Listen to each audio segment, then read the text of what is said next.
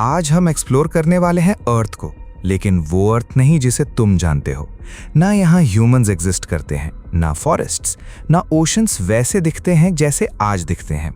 ये है billions of years पुरानी अर्थ, एक ऐसी दुनिया जो इतनी डेंजरस थी कि अगर तुम सिर्फ कुछ सेकंड्स के लिए भी यहाँ आ जाओ तो शायद वापस कभी ना लौट पाओ। दूर से देखो तो ये प्लैनेट फेमिलियर लग सकता है, सेम साइज, सेम वर्ल्ड, लेकिन रियलिटी कंप्लीटली डिफरेंट है। स्काई डार्क ऑरेंज और रेड शेड्स में जल रहा है, एटमॉस्फेयर थिक है, हैवी है और टॉक्सिक गैसेस से भरा हुआ है। ऑक्सीजन ऑलमोस्ट एग्जिस्ट ही नहीं करती, मतलब तुम्हारा पहला ब्रेथ ही तुम्हारी बॉडी को वार्निंग देना स्टार्ट कर देगा। लेकिन सबसे टेरिफाइंग बात यह है कि ये प्लैनेट अभी स्टेबल नहीं हुआ। एंशिएंट अर्थ एक काम होम नहीं थी, ये एक वायलेंट बैटलफील्ड थी जहां हर जगह डिस्ट्रक्शन चल रहा था। जायंट वुल्केनोस कंटिन्यूसली इरप्ट कर रहे हैं, इतने बड़े कि आज के सारे वुल्केनोस उनके सामने टाइनी लगते। लावा रिवर्स किलोमीटर्स तक फ्लो कर रही हैं, पॉइजनस स्मोक एटमॉस्फेयर को कवर कर रहा है और सनलाइट उस स्मोक के थ्रू ब्लड रेड ग्लो में चेंज हो चुकी है।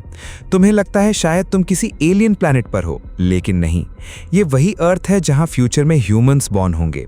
और शायद इसी बात से ये और भी टेरिफाइंग बन जाता है, क्योंकि अभी की अर्थ और इस अर्थ के बीच डिफरेंस इतना ज्यादा है कि बिलीव करना मुश्किल हो जाता है कि दोनों सेम प्लैनेट हैं। लेकिन असली नाइटमेयर अभी स्टार्ट भी नहीं हुआ, क्योंकि एंशिएंट अर्थ पर ग्राउंड ही सिर्फ डेंजरस नहीं था, स्काई भी तुम्हारा एनिमी था।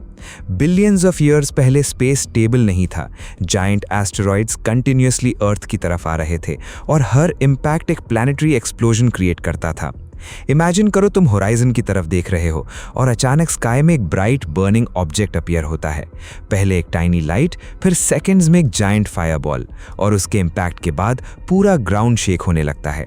शॉक वेव्स एटमॉस्फेयर को टीयर कर देती हैं, ओशंस बॉयल हो सकते हैं और स्काई फायर से भर जाता है। एंशिएंट अर्थ पर सर्वाइवल का मतलब था लक, सिर्फ प्योर लक। लेकिन मान लो समहाउ तुम इन एस्टेरॉयड इंपैक्ट से बच जाते हो, तब तुम्हें फेस करना पड़ेगा एटमॉस्फेयर का हॉरर। हवा में methane, sulphur dioxide, carbon dioxide और पॉइजनस केमिकल्स भरे हुए हैं। हर ब्रेथ लंग्स को बर्न जैसा फील कराता है।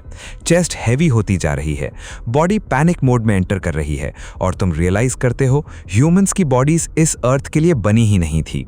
लेकिन फिर भी डेंजर्स खत्म नहीं होते, क्योंकि वेदर भी कंप्लीटली अनस्टेबल था। जायंट सुपर स्टॉर्म्स एटमॉस्फेयर में कंटिन्यूअसली फॉर्म हो रहे हैं। लाइटनिंग स्टॉर्म्स इतने मैसिव कि पूरा स्काई फ्लैश होने लगता है। थंडर की आवाज ग्राउंड को शेक कर रही है। एसिडिक रेनफॉल होना स्टार्ट होती है और तुम्हारे सूट पर केमिकल बर्न्स के वार्निंग्स अपीयर होने लगते हैं। हर सेकंड अर्थ तुम्हें ये फील करा रही है कि तुम यहाँ बिलोंग नहीं करते। और फिर तुम ओशंस की तरफ देखते हो, शायद तुम्हें लगता है वहां सेफ्टी मिलेगी, लेकिन एंशिएंट अर्थ के ओशंस भी नॉर्मल नहीं थे। कुछ एरियाज बॉइलिंग हॉट थे, कुछ केमिकल रिच, कुछ जगह वाटर का कलर ही अननेचुरल लग रहा है, जैसे पूरा प्लैनेट अभी एक्सपेरिमेंट फेज में हो। साइंटिस्ट्स बिलीव करते हैं कि इसी डेंजरस एनवायरनमेंट में लाइफ का फर्स्ट स्पार्क बिगिन हुआ था। माइक्रोस्कोपिक ऑर्गेनिजम्स, टाइनी माइक्रोब्स, एक ऐसी बिगिनिंग जो इवेंचुअली ह्यूमंस तक पहुंचेगी।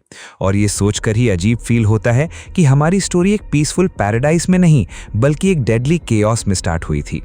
लेकिन अब तुम्हें एक और टेरिफाइंग चीज रियलाइज होती है। स्काई में मून आज से बहुत ज्यादा बड़ा दिख रहा है, क्योंकि बिलियंस ऑफ ईयर्स पहले मून अर्थ के काफी क्लोजर था। टाइड स्ट्रॉन्गर थी, ओशंस वायलेंट थे, नाइट्स डार्कर और ज्यादा अनसेटलिंग लगती थी। और जब तुम ऊपर स्पेस की तरफ देखते हो, तुम्हें समझ आता है कि एंशिएंट अर्थ एक लिविंग प्लैनेट कम और एक अनस्टेबल मशीन ज्यादा थी, जो हर सेकंड चेंज हो रही थी, इवॉल्व हो रही थी, सर्वाइव करने की कोशिश कर रही थी।